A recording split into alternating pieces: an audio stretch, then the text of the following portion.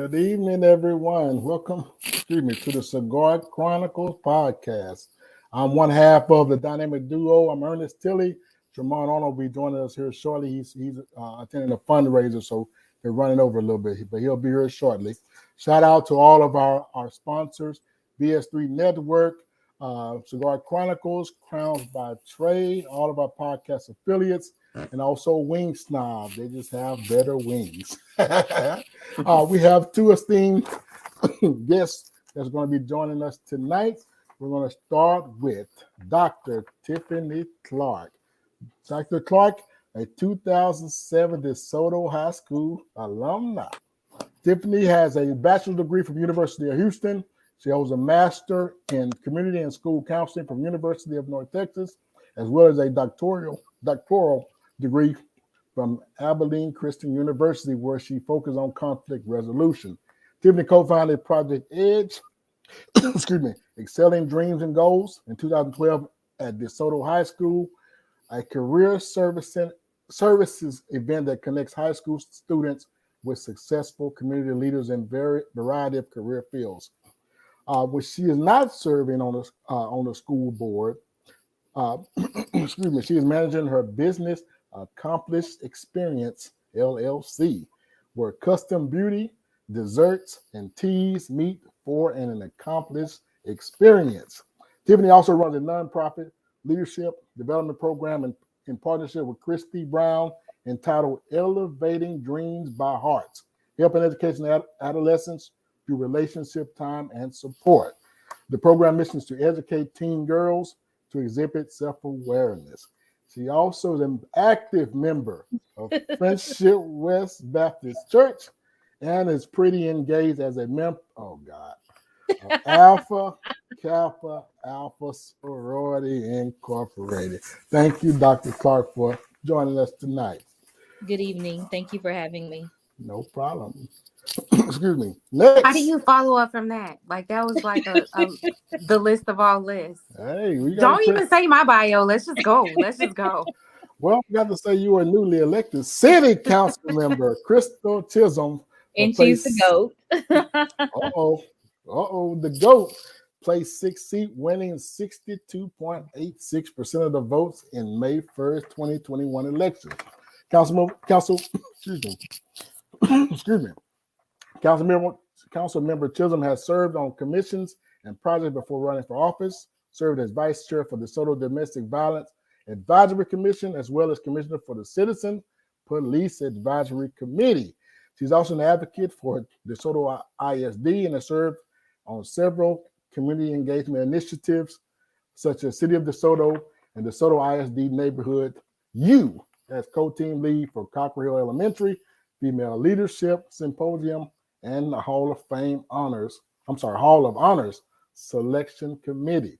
She is also a combat veteran with over 10 years of military experience. She has her BBA in management from the University of Texas in Arlington, member of South Dallas Professional and Business Women's Club and DeSoto Rotary Club. She's also married to Quentin Chisholm. She is not serving the great city of DeSoto. She is spending time with family, volunteering, advocating for voting rights and criminal justice reform. Thank you, Ms. Chisholm, for joining us as well. And ladies, we're going to just jump right in, and we're just going to ask you, what inspires you? And we'll start with you, Ms. Clark. I can't hear. I lost mine. Okay. So what inspires me is honestly growing up in DeSoto and seeing how important it was to have that village component, right? So I know in the African American community, we talk about the village and how it's instrumental, but growing up in DeSoto back then, it wasn't a lot of African Americans out here, right? I was probably the only one in my neighborhood, actually, growing up that was in my age group. So I did have, a lot of friends, neighborhood friends who were Caucasian, but it didn't change the narrative, right? Those my neighbors poured into me just as anyone else. They took me to school, right? When my mom couldn't take me, they picked me up from school. So it was truly that village of support and greatness. For me, I wanted to be able to have that same compassion and do the work for the students and citizens of DeSoto, because I did realize that, things had changed, right? Things were going downhill in essence. So how can I be a change agent? What can I do to change the narrative and give students the ultimate experience that I had? If it wasn't for the foundation DeSoto ISD laid for me, I probably wouldn't be where I am today. That's awesome. And I'm sorry, Mr. Chisholm, you lost connection. The question was, what inspires you? Service inspires me. Just being able to do for others that they can't do for themselves. It sounds corny, but it's what makes me thrive and get up every morning. It's knowing that, I'm doing this for the kingdom, and that I'm helping people that, need a voice. That voice may not be heard or magnified on the platforms that it needs to be. Perfect. And kind of touching on that, when did you realize that you wanted to run for office, and why?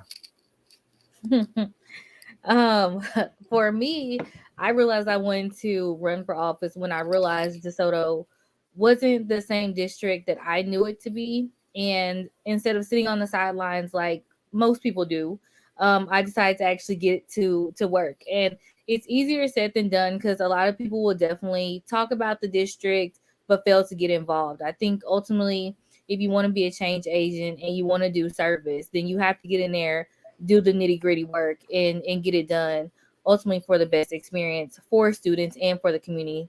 So that's ultimately why I ran for office. Perfect. Thank you so much, Councilwoman.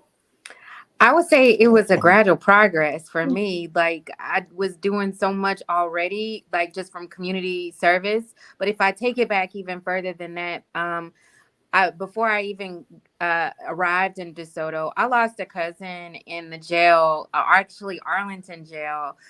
He was killed by negligence, essentially. And how many times have we had heard a story like that perpetuated in the news? So me running was more so just the same as Dr. Clark, just a level of frustration on, being angry and not knowing where to take that anger, and protesting but still wanting more out of our local government. Many don't realize how much the local government controls our quality of life. I mean, everything from the municipal judge to the police to the street lights or potholes, whatever your issue is, it usually starts at the local level. And so for me, it was just once I realized that, then I knew exactly where I needed to go to make a difference. Oh wow, that's good. And on that same note, what advice would you give women as far as who wants to that's interested in public office? What advice would you give to them? Let's start Thick with you, skin. Councilman. You gotta have thick skin in the name of this game, because to be out front also means that you're going to be, ridiculed. You're going to be picked apart. You're going to, you know, be ostracized for just your own opinion, and God forbid if you have a country accent like myself, then that's even more layers to the table for people to, use against you. Other than that, I think that having a strong support system. I recently had someone who I would consider, they're not, in my close circle, but they're close enough to me that I did something that they didn't like too much. And they pulled me to the side and said, hey, sis.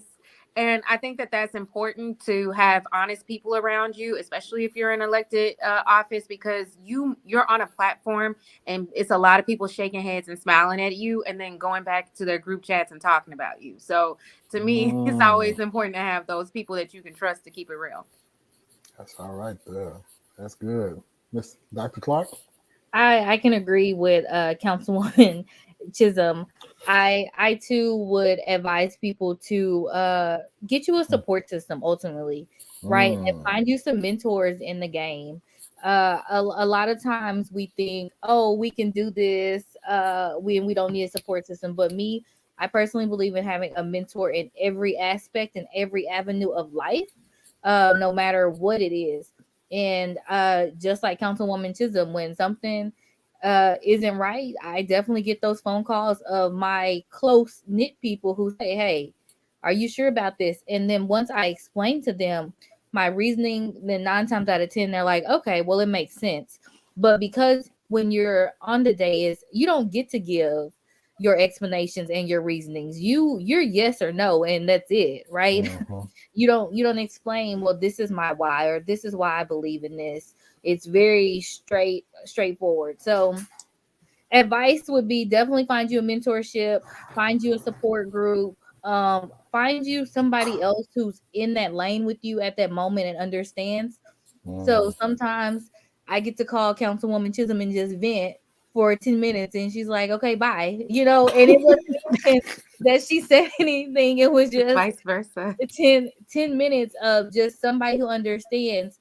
People are constantly coming at me, nagging at me, and they're really not even understanding the big picture of why I'm doing what I do. So it's just having somebody on your side who you can just truly be vulnerable with and say, okay, today I'm tired and I don't know what to do anymore at this point, right?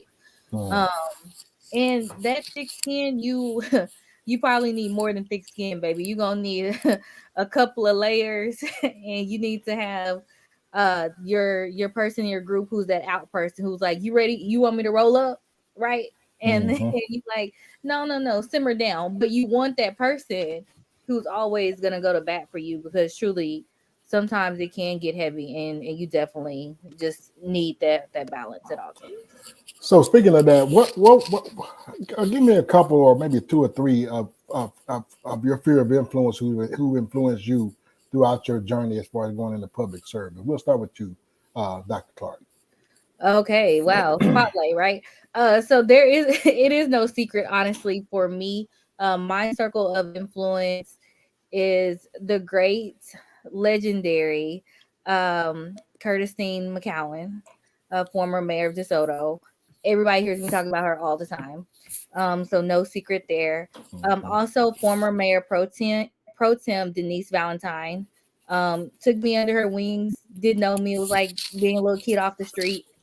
Um, and we met when I ran for office, and she's been there thick and thin since day one. Definitely Warren C. Jr. Always been a big brother to me from our days at DeSoto West Middle School, and hasn't veered far away. He definitely keeps me in check often. And then Dr. Janice Pettis Ingram has definitely been very influential in my life. Both her and Curtisine and Warren all served on the school board. So they understand, the holistic picture of what it takes to sit in this seat and do the work. So honestly, the four of them, Curtisine, Warren, Dr. Ingram, and Denise Valentine have been very, very instrumental in my circle of mentorship, just in my walk of life on school board. Perfect. Rest in peace, Mayor. Oh, she was a beacon in the city of DeSoto, definitely. What about you, Councilwoman? Well, Dr. Clark took everybody that you could think about putting on this list, right? So I would say Yeah. that Mayor, like that's a list of giants. For sure, all of those are worth. I have admiration for all of those that she gave, especially Mayor McCowan. I still remember her repassing as she was my neighbor, so watching her family load up in the limousine for the final, to see for her final resting place and to say goodbye to her, watching those cars drive down the street, it tore my heart up like I've never seen before, because you're talking about the first Black person to win an elected office in a city that is a minority majority now, right? Right, right. But that wasn't the case when she came in. To persevere during a time like that, I can't even imagine. And not only that, but she died in service. Like she wasn't retired, she was still the mayor of this city. So Mm. I have to give hats off to her off the rip, because there's no other like her. And I'd be remiss if I didn't talk about the lady who then took her seat, the incumbent, the former councilwoman Candace Quarles. I Candace will tell you she handpicked me herself. I would say that it was a combination of God's grace and divine that we crossed paths. If anybody knows her, mind is very political. She's a political genius, to some extent. So I would attend council meetings, watching not just her mayor, but the Mayor McCowan, but also her provide the citizens with thought-provoking policies and legislations, and I became an instant fan from that perspective of just a legislation in a city, because I'd never seen so many bold Black women do that, where I come from, Pleasant Grove, stand up, Dallas, Texas. So when I grew up, you didn't see that kind of stuff, so that was really exciting. And if I had to dig down, other than the people that, Dr. Clark has given forth, is that I would say that, the Shirley Chisholms of the world, the Barbara Jordans of the world, with Barbara is like, a Texas giant, just from women and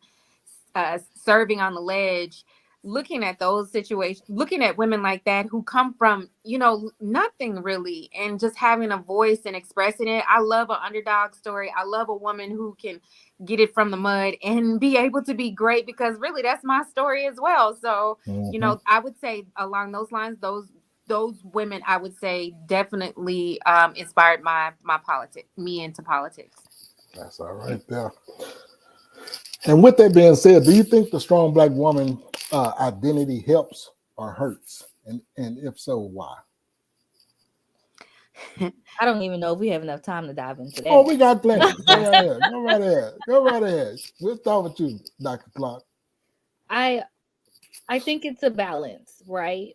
I think you have to know when to turn it on and when to turn it off. I remember I think Councilwoman Chisholm and I were having this conversation, and I remember saying sometimes you have to be aggressive. Sometimes you have to allow your passion to come through, and people aren't going to appreciate it. People aren't going to like it at first, but when they realize your intentions are pure and the work you want to do is substantial, then it's okay. So I think you have to have that balance, that boldness, to be able to go out there and take the leap of faith. And sometimes your passion can come off aggressive, but as Black women, we naturally have a lot of passion for things, especially if it's something we are really into. Yeah, we're gonna get loud about some things, right? But it doesn't necessarily negate or mean that it's always negative. Um, so I think it's a balancing act, and you really have to figure out how to balance the good with the bad in order for people to not be intimidated by the Black woman and the fierceness that comes with it. That's what I think. That's good. That's good. Councilwoman. I totally agree that it is a balance. And to be honest with you, I think I'm still trying to find that balance to some extent, because I am an extremely passionate person.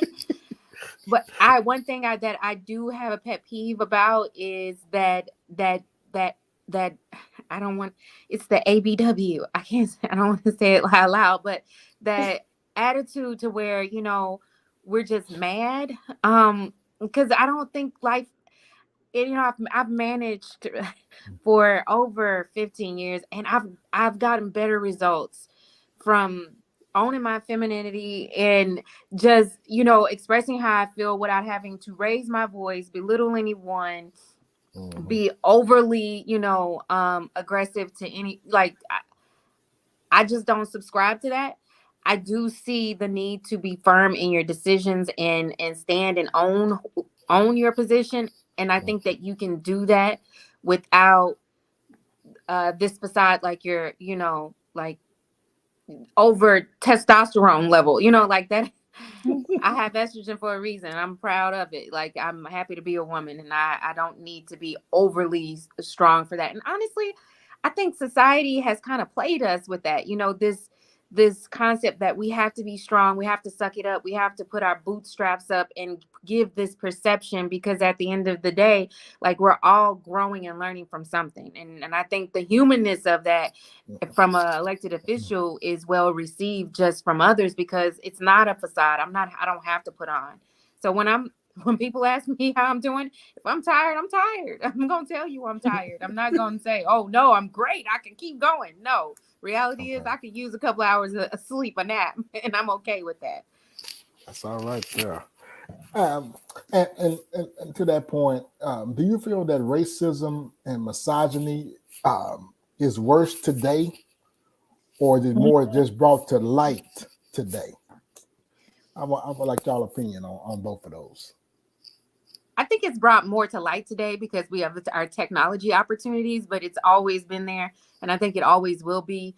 Mhm. There's this overt or like way that I see the toxic masculinity that plays out, and it's it's like the why is it always black girls matter sort of thing, instead of being supportive. But those people that I see in those perspectives usually have some underlying issues, like they're usually narcissistic off the rip, or they have it's not the norm, right? Mhm. The same with Mhm. racism. I think that we've learned as a society to live together, but there are some opportunities where racism exists that we never even think about it, Mhm. both in our race and outside our race.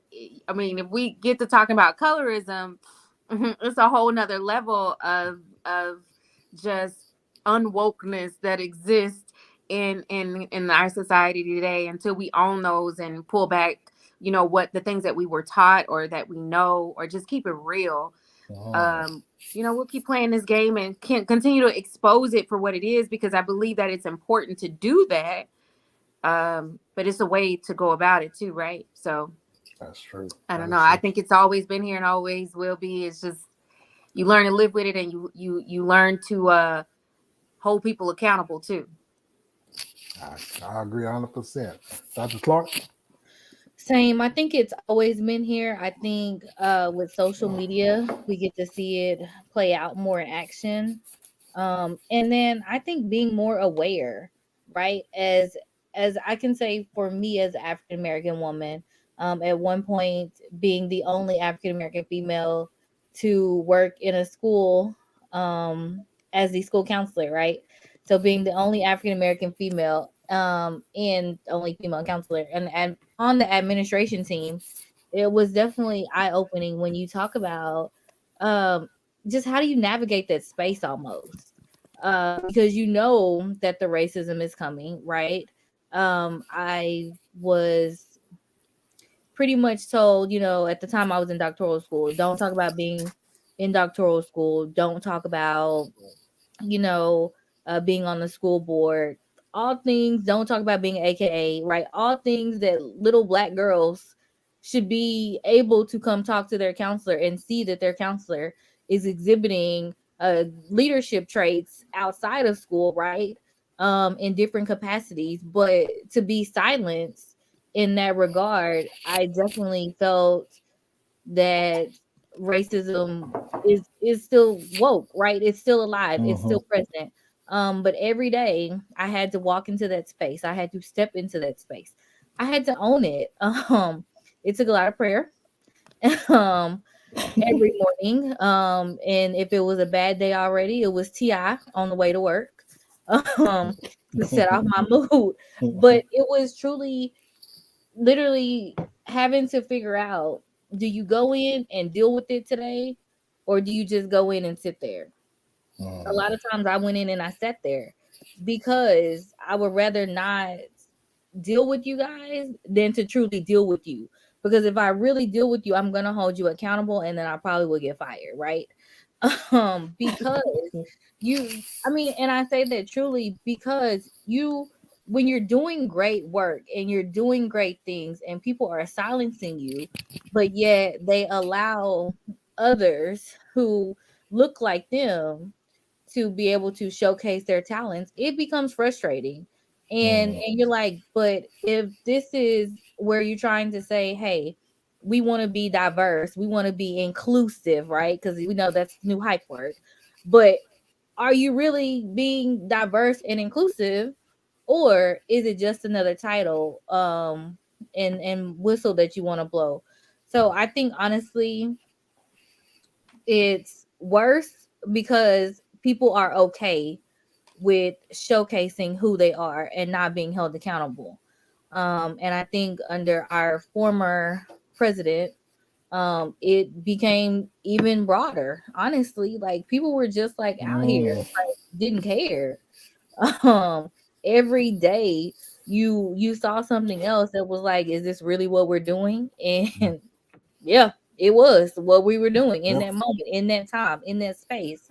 I think it's dialed back a little bit more now because you can't just go get away with doing the crazy stupid stuff, right? That was happening, but is it still racism and misogyny happening? Absolutely. Is it going to continue to happen? Absolutely. Yep. Thank you. We got a comment from Brian Williams. He said, "I agree. When you're woman, you're angry. A man, you're showing leadership skills, especially black women." When I I was in corporate America, like I would get, it's crazy. Like I remember one time one of my leaders told me, "Hey, when you walk down the hallway, remember to smile." And I was just like, do you tell your male counterparts to smile? Like, why do I have to smile?" Wow. But that's a Wow. common term that's used, and especially for women who are direct. I'm gonna give it to you straight, no chasers. I have to remind myself that, Crystal, not everybody's gonna receive you like that. So Mm. sometimes you do have to, it's jacked up the way it is, but I've learned to accept it and balance it, honestly. And I think we have to evolve to that to some extent if we want to expound who we're influencing to some because not everybody is going to receive that, you know. You're and right. I think that's so true. Like even what the comment was, because okay, so 2 weeks I had to stay at home. I couldn't leave the house. I was literally here stuck in the house. So what did I do all day long? I watched ESPN. Have y'all ever sat up and watched ESPN with Stephen A all day long? All day long. Stephen A literally yells all day long, Yeah. all day long. And Yeah. I started reflecting. Like I even text some of my colleagues on the school board, and I was like, "Do y'all watch him? He literally yells at people all day long, and he gets away with it. He's made a living off yelling at people, being rude, being very direct, and all this other stuff. But the moment a black woman does this, we gonna have attitude. Yeah. Working the neck, right? It's gonna be like, oh, they've lost their mind. They're out of control. How disrespectful. Oh, it's another angry black woman. Mm. Yeah. Where's the disconnect? You're right. You are so right. I think Brian Williams, you nailed it on the head. Yeah. Yeah. Excuse me. Mm. I'm just saying, y'all take a day to watch Stephen A. I watch him daily. I do. I watch him every day. His voice is annoying to me. It's a turn for me. He, he's hilarious to me. I just think he's funny. Yes. Um, excuse me. Excuse me. So, by being in the school board and city council, what are some of your top priorities that you're facing right now for the city of DeSoto, and what steps are you being taken to address those priorities? And we start with you, Dr. Clark. Great. So we are tackling finding a great leader for our district. So we are in the middle of a superintendent search. We Mm. did 4 weeks of going out into the community, asking the community what are they looking for? What type of leader do they want? What type of experience do they want this leader to have? What characteristics? We did all of these questions. Definitely went out and engaged the community, sent out surveys. So, top priority number one is making sure we get a strong leader to lead our district back to success. Secondly, we are working on safety, as that has been a concern just in the schools in general. People are quick to limit it to DeSoto, but I remind people every school district is having the exact same issues. Students haven't been in school in 18 months. There's there's a lot of processing that goes with students not being on a campus for 18 months that people don't even realize. Kids have to Mm. readjust to being around other kids. They have to go back to listening to more than mommy and daddy, grandma, grandpa telling them orders. Um, so just revisiting policies to ensure we are doing what's best for students through safety is probably our second priority, and three, just academics in general. Mm. um and there's a lot of learning loss that happen in these 18 months that people do not want to admit to. They don't want to go the extra mile to put in the work. But these students, they truly need, I mean, people will probably shame me for saying this, but at this rate, we need to go to school year round. Teachers, I don't agree with it. Students need it. We got to find a way to school these kids all year long without teachers, though. Teachers need a break. It's been a hard year. Like, it's literally been a very, very hard year in education in general. Um, but definitely top three priorities for DeSoto is finding a leader, safety and security through policies, and then focusing on academics, which is why we now have board goals centered around academics. That's good. That's good. Councilwoman. Well, the beauty about DeSoto is that I walked into a 5-year strategic plan that we have that's based on approximately 12 business goals that we're actively working towards. Our overarching areas that we're looking at right now are our rebranding of our city.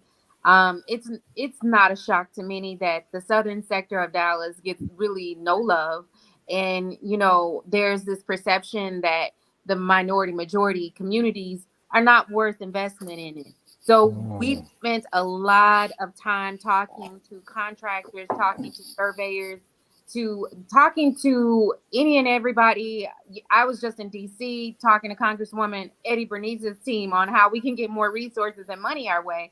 But just having those conversations that are needed to move us to where we want to go. As a result, we passed some really amazing legislation recently that's going to revamp an area of DeSoto into that, because we don't have a downtown. So we're going to create one, but we're also Mm. going to create the retail space that we want to bring the businesses. And sometimes, the more workshops and conferences I attend, I'm seeing a common trend in cities that they're not just waiting for developers to come to build, they're building and saying, hey, look what I got, come here. And so we're taking that approach aggressively. We're also addressing public safety. It is a concern in our community as our community numbers rise. The last census reported that we had 57,000 residents now in DeSoto. That new high of residents requires a new level of public safety initiatives to go along with it. So we're addressing those as well. And Mm. then lastly, while economic development, part of building the downtown that we're building is to bring businesses there, but we're doing things that have never been done to recruit businesses. We're going north and talking to business owners and having them come down here and look at our land. And we're doing that even as council members. I'm constantly reminded that this is the most engaged council we've ever had. And may I tell you, 6 of the 7 of us are female. And I think that speaks to that this perception that women can't lead. Yes, we can. We do it every day, and we have a very robust budget that we maintain, which is part of our responsibility. So those are really our big hits right now that we're focused on, just trying to move the city in the in a new direction. And in the future time state of what DeSoto could look like, not what it's been, for years and years and years, which is small town feel, which we still want to keep, but Mhm. provide the amenities that residents my age, which is the average age group in DeSoto, want and desire as we attract growing families. Wow. So where would downtown be considered in DeSoto? That's interesting right there. Well, if you're familiar with our city, then Hampton Road leads Hmm. to so many. Hampton Road takes you through to Dallas, but it also takes you back through Ovilla and those other neighboring cities. between Hampton and Pleasant Run Oh, to okay. Beltline will be that area, and we're actually breaking it down into multiple corridors. So we'll focus on an entertainment area, a medical district, and then of course like a shopping and retail district as well. We hope to bring mixed use to to this area from that perspective of providing flexibility for housing for young professionals who are at Methodist or the new Redbird Mm, medical facility that's coming abroad. We're thinking ahead. We're not just waiting for those things to get here and not have places for those professionals to go. that's interesting right there. That's interesting. So with that being said, what is the secret to the success of more Black women being elected to public office? Give us the blueprint. I think it's a combination of things. One is education. It's pretty daunting just going through the process of running for office and understanding the do's and the don'ts, the things you do, when to do them, when to send out, basics of mailer, how do you form, your platform, how to, you know, how to navigate through marketing, because with every city is different and with every position is different. I was fortunate that the incumbent was not running for reelection, but let's say that I was running against the incumbent. Your Mhm. race is just a little bit more, it's harder to unseat an incumbent than to run in a seat where someone new is coming in. I think also, that from a perspective of finances, many times great people have all the heart and desire to run, but they suck at fundraising. And Mm, so, I think having a perspective and understanding of that, because most campaigns fail not because it didn't pick up momentum, it's because they couldn't fund to get to the momentum. And so, or to get to the, exposure. So education off the rip for Black women, and then support Black women.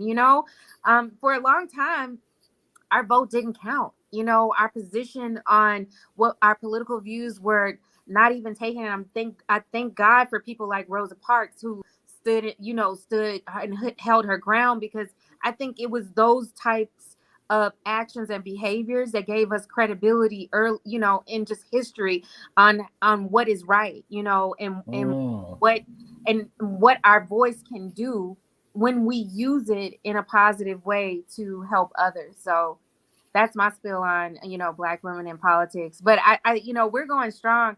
I circle the block in DeSoto, and literally all we're in election season right now, and all I see are Black women on Billboard. billboards. It's an amazing time to be a Black woman in politics, and I love that. No discredit against Black men. I love Black men. I'm married to a Black man. I have Black brothers, but I am also a Black woman, and I'm enjoying this moment too. That's all right. Dr. Clark? Absolutely. I think fundraising is big. I think people should know. Well, I will say DeSoto is a rather small city. How many square feet are we, Crystal? Listen. Okay. So DeSoto is relatively small. 75115. We're relatively small, right? So for when people get ready to run in DeSoto and they ask me how much did I fundraise, I tell them make sure you have a good $5,000 to $7,000. And that's if you truly want to be out there and be everywhere, do everything. I don't recommend that people necessarily run a campaign like I did during my first election, but yet it was successful. But we were everywhere, we did everything. People knew us. Like, I don't think it was anywhere that our team wasn't. From February to May, we were every car wash, almost every baseball game, soccer game, basketball game. If you name it, somebody from our team was present, right?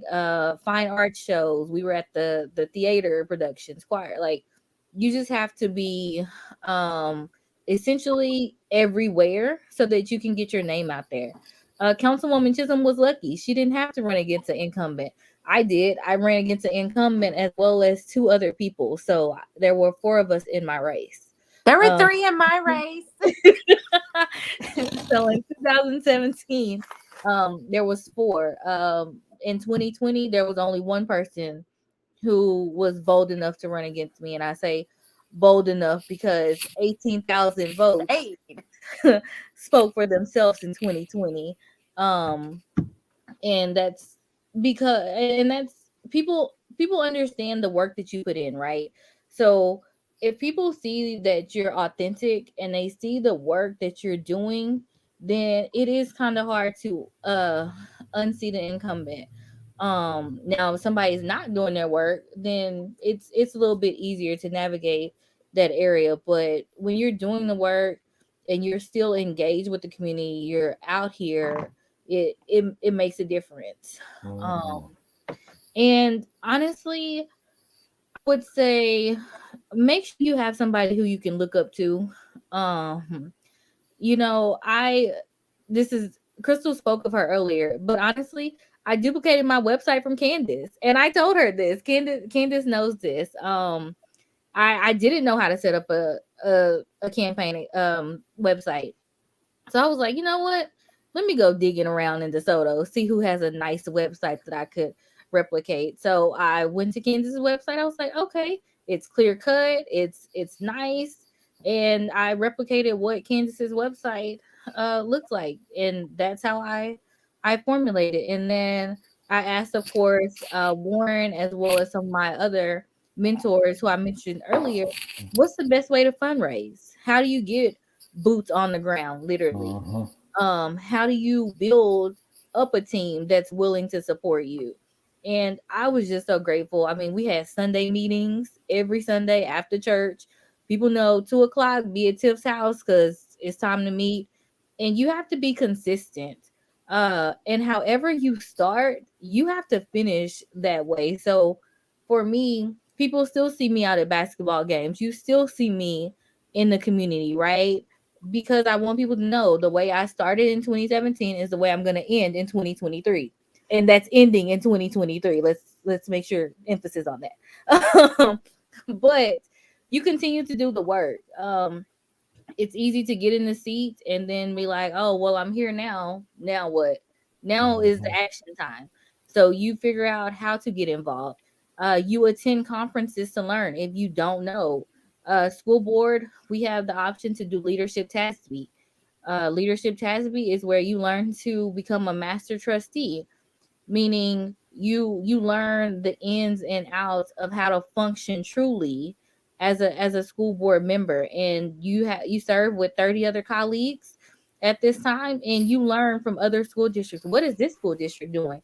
Oh, how can I bring this to DeSoto? What is, I see your fine arts center looks like this. How did y'all do this, right? So you have to network and you learn truly to, it's okay to learn. Like people get stuck in the idea of, oh, because I'm here, I've made it. No, there's so Mm. much stuff you don't know, right? And you don't know what you don't know.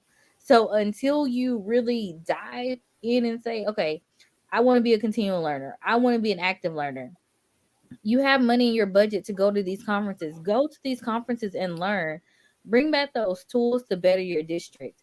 I'm grateful that Candace and Carl Sherman Jr. introduced me to an organization called YEO, Young Elected Officials. Everybody's under 35, and you get to learn so much from people who are going through the exact same thing you are at a young age. It's hard being young in politics. Because everything is scrutinized that you do.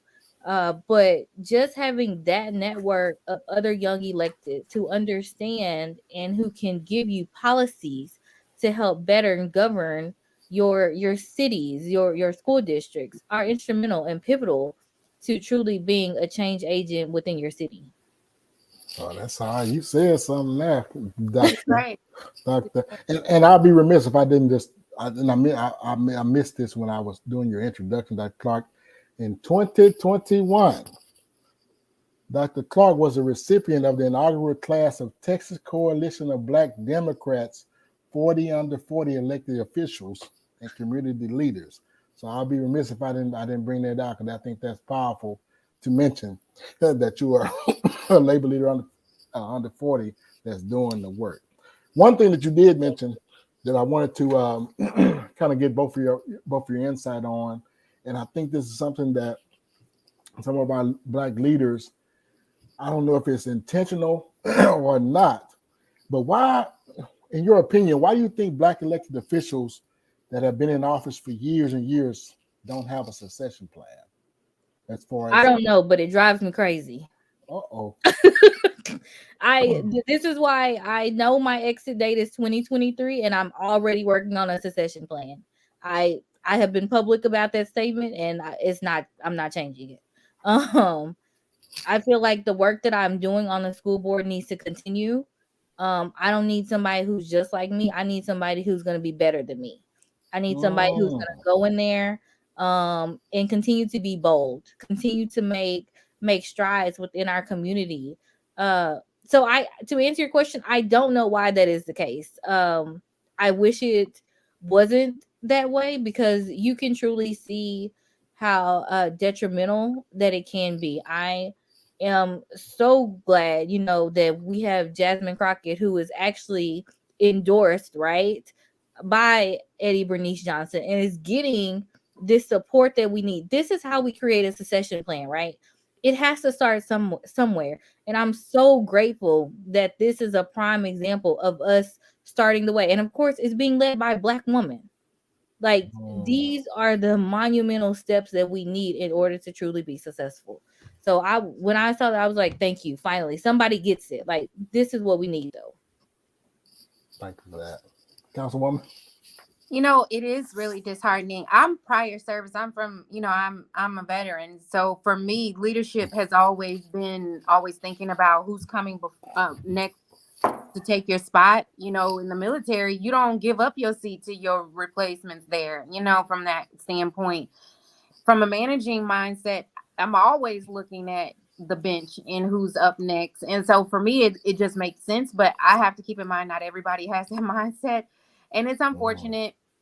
And I think that really talks to the need for us. And Dr. Clark said this earlier, the need for us to have mentors in every aspect of our life, but also to be a mentor in every aspect of our life. There you go. Because if you are, then your succession plan is coming. Because if you're imparting the greatness in you into the next, then hopefully you're inspiring them as well to eventually take the baton and ride, where you leave off. And so I think some of those things are very vital. It's unfortunate that many don't, or they sit in seats for an extremely long time and they're ineffective. I think it's really important to know when to exit or when to go to the next level. Or just when to know when you're not effective and being honest with yourself about it. Ooh-wee. Well, you said Say something that again. When you are are being not effective. That's Thank it. you. Mm-hmm. That's it. Well, we can take collection plate right now. We can take it right now. Benevolent offering. We can take the benevolent offering on this one. Well, it's true. It's true. Folks will they won't pass not one bill, not one law, and will sit in the seat and collect the check, and folks are just struggling in the streets. And it just doesn't make sense to me. But we have as a culture have to get out of electing people because they are our same skin folk, because all skin folk ain't kin folk. And we have to get out of this, just voting them because your such and such said so, your auntie down the street, or because there are slates that get handed out. People are conditioned just to say, here, go vote for this people. But you need to do your own research and know why you're voting for that person. Exactly. I don't care who's on the ballot. I'm always glued in on what's your resume look like? What are you doing? And what's your platform about? Because that's important. That's about being educated. And I don't need anybody else to do that for me. The World Wide Web gives us everything we need to make educated decisions. Access. Yes, we have it. Yeah. And I also, but to Councilwoman Chisholm's point, I think that people do the research, but then they don't want to further the conversation. So as somebody who runs for office, they make themselves very readily available, right? And I think people don't do the due diligence to reach out when they have further questions. They would just rather say, I'd rather not vote, or I'd rather sit out this election, or I'd rather not do, instead of trying to have those honest conversations to learn more about the individual candidates. I mean, I did a lot of one-on-ones, phone calls. I mean, even now, my cell phone number is still blasted on everything I put on social media. Like, if you have a question, call. Don't say, oh, I can't be reached, I'm not approachable. No, you didn't try. Literally, my cell phone number is on every post I make on Facebook. So when people say that, I'm like, okay, just say you really didn't want to get in contact, because there is no way, that That you you missed out couldn't. on, that you couldn't, or that you missed out on information. So I do agree. Sometimes people don't do the due diligence to find out who they're electing. And then when things go haywire, it's like, oh, well, nobody told me this. Well, I'm sorry. Wow. Excuse me. I apologize again. Goodness, I'll be ready to get my cough, get my voice back. So on a lighter note, because y'all been throwing some nuggets to our listeners, so we appreciate both of you for the raw and uncut version that you've given to us tonight. We appreciate it wholeheartedly.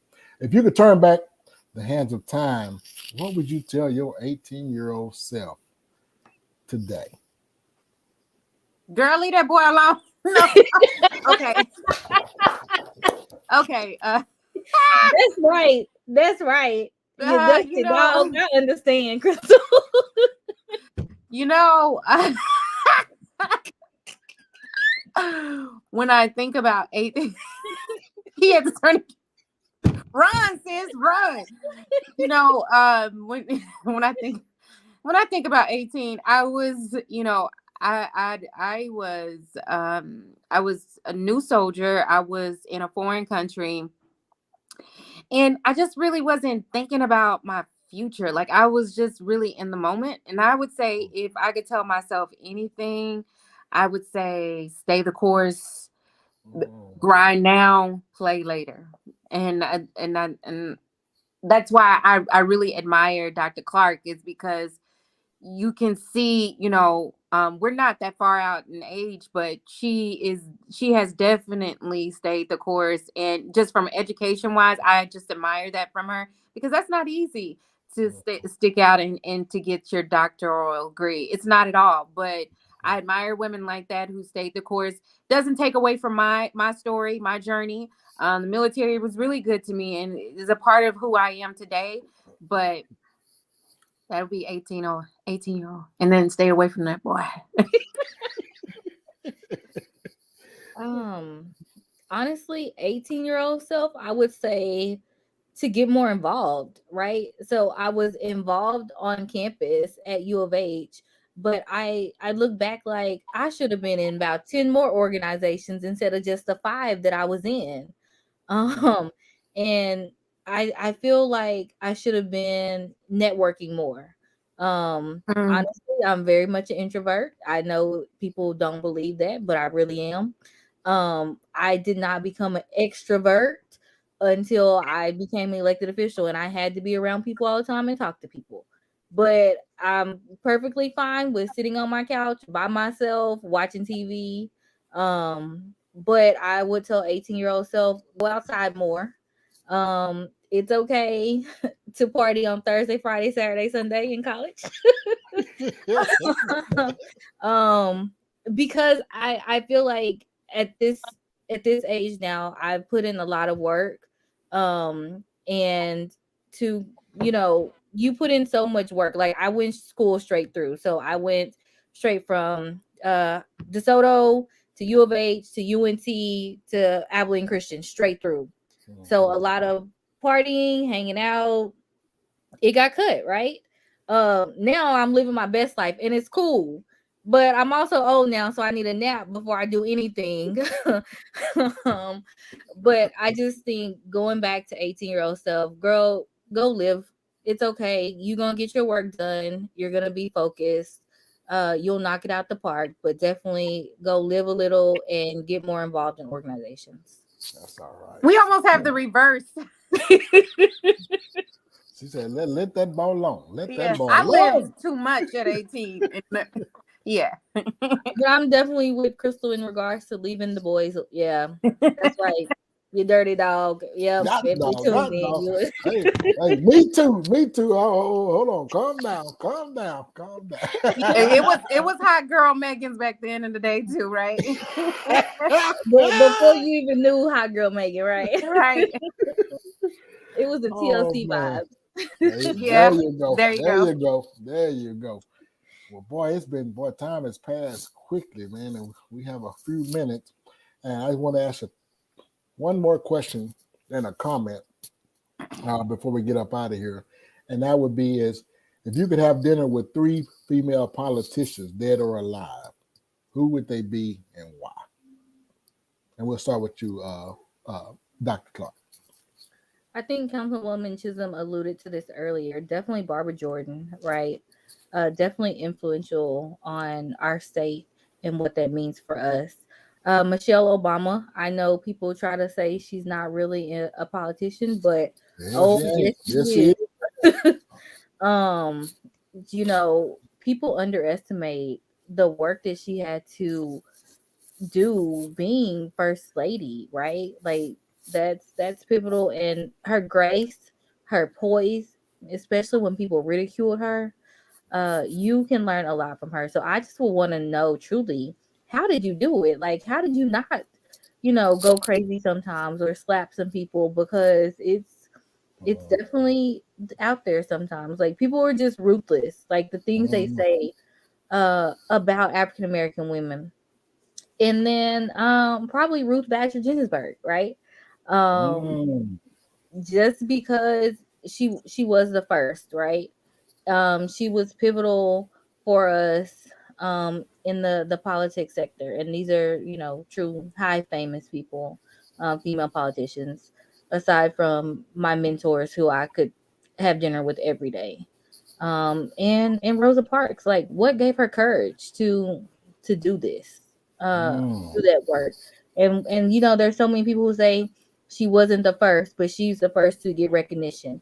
Sometimes being the first to get recognition, people don't understand the toll that plays on your life as well. Going Just forward. in that moment of what that feels like, what that looks like. It's not easy work.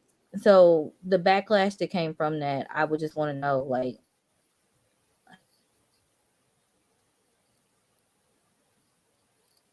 Oh, did we lose her for a second?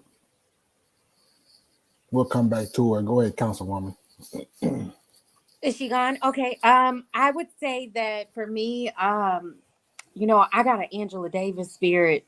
I would say I would want to sit down and talk to Angela Davis. I'm gonna go back Mm, to Barbara Jordan again, because I think to understand the time in which she lived and was influential in just legislation and directing Texas, I just can't. I want to sit down and talk to her, and then I will go back to my Shirley Chisholm, not because my last name Chisholm, but maybe kind of sorta. But I think that she was just a writer for, just an activist, and I think it speaks to the type of politics that I want to be involved in. I think all of them do. I would love also to add Michelle Obama in that, because I would agree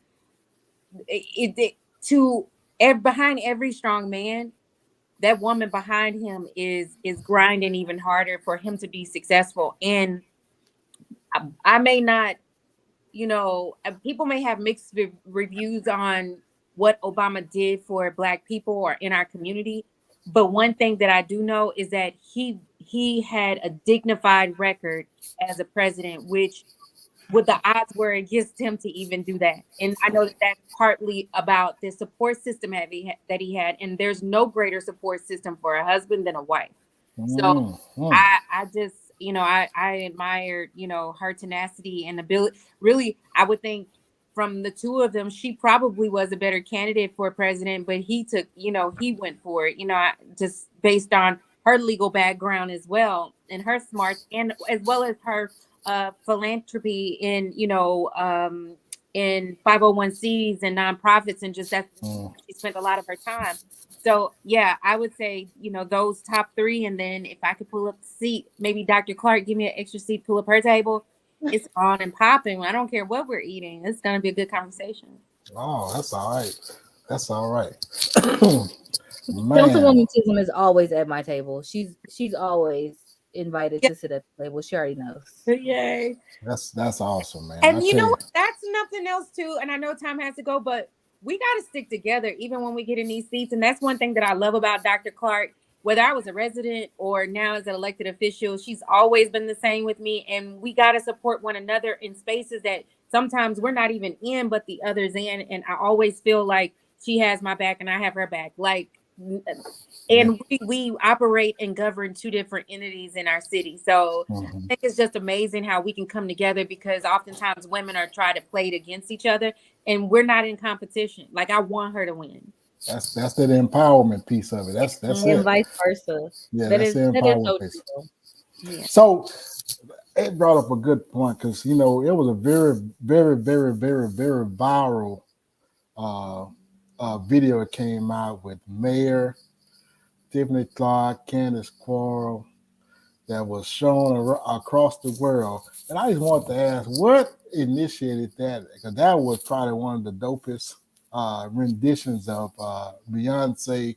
I can't think of the name of the It song. the eyes, was it not the Isley Brothers, but it was It's Before I before I let let you go. go. Before I let go. yeah. Yeah. So what inspired that?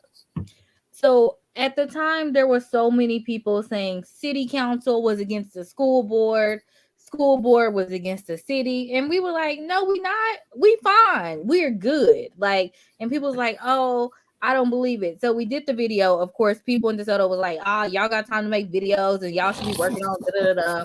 Yeah, whatever. We had time to make a video, and we had a blast. And That was awesome. it's one of my favorite memories with Mayor McCowan, because people get to see her in a different light. People always think you have to be uptight everything when you're serving, but honestly, you can have fun too. You have to find that balance, Mhm. and you have to understand, for some residents it was like truly amazing. Some residents, of course, naysayers, you always got the negative Nancy's in the crowd, Of but course. for the most part, it uplifted our community, and people was like, they really do all vibe together. They really do all get along, and it was truly an honor and privilege to work with city council, because I was the only school board member, but the way they embraced me is truly amazing. I'm telling you, that was dope. That was dope. Uh, so in closing, I'd like to give both of you a chance to let everybody know as far as your reelection campaign processes, how you can be reached if you want to be a contact number. So we'll start with you, Dr. Clark. How you can be reaching if you're seeking reelection. What all whatever you want to convey to the public with regards to your. I am not seeking re-election. Come 2023, Dr. Clark is bowing out gracefully. I am looking for a successor though. So if you are truly interested in being a service to DeSoto ISD, you can contact me at 214-756-0971, and we can begin to talk through and work through some things. If that is your goal, to service and provide that. That's just where I am. I'm ready to live life without people residing in my business all day long.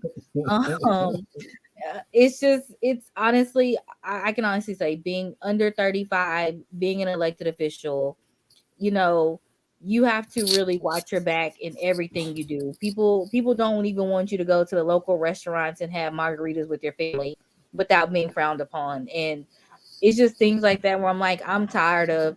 It's okay. I want to go have a margarita with my mom and my dad. Like, it's okay, but people frown upon it. So I'm just ready to live. It's been great. The service that I've done, I would not take it away, and I look forward to continuing my service these next 14 months, of giving it my all, doing everything I can to make sure that DeSoto ISD is a better place than when I came on board in 2017. And how can you be reached on social media, your social media platforms? Social media, Dr. Tiffany Clark on Facebook. Instagram is Dr. Tiffany C for Desoto. Or Accomplished Experience, AKKOMPLISHED Experience on Instagram and Facebook. Thank you so much, Dr. Clyde. Councilwoman Chisholm. So, we're on different spectrums of our career. She's getting ready to turn down, and I'm turning up. Y'all know I'm crazy. No, I just finished. I'll be finishing up my first year of my first term this May. So I'm really excited about that. This is my month going into the first year. So I'm excited about that. We have 3-year terms, so I'm not back up until 2024. But I can tell you now, I am running for re-election. I'm not waiting to the last minute to tell you. So I'm in these streets early. If you want to support my campaign, you can do so at crystalchisholm.com. On Facebook, you can find me at Crystal Chisholm 4 DeSoto. Instagram, it's Crystal Chisholm. And on Twitter, it's Crystal D Chisholm. Apparently somebody took the Chisholm already. So with all of those, you can find me, follow me. I try to stay as interactive as possible. And if you want to reach out and help, I'm down for the cause. If you're in DeSoto and you want to know how you can make a difference, holler at me. I am a huge volunteer in every aspect of the word. I can get you connected in many different ways to make a difference. Perfect. And she still volunteers in the school district. That's what people understand. You don't have to isolate yourself to one entity or the other. You can do it all. Boom. You heard it here first, y'all. Well, again, we want to thank all of you guys for tuning in. I want to thank our BS3 network. I want to thank Roku TV. You can subscribe to our channel on YouTube at The Cigar Chronicles with a K. You can also view us on Facebook or Spotify, iTunes to listen in. Again, we want to thank our sponsors, Soul Brothers Cigars, Wing Snob. They just have better wings. It's Crowns by Trey. And I'm going to add an additional note. This is exclusive. Well, it's not. It's almost exclusive.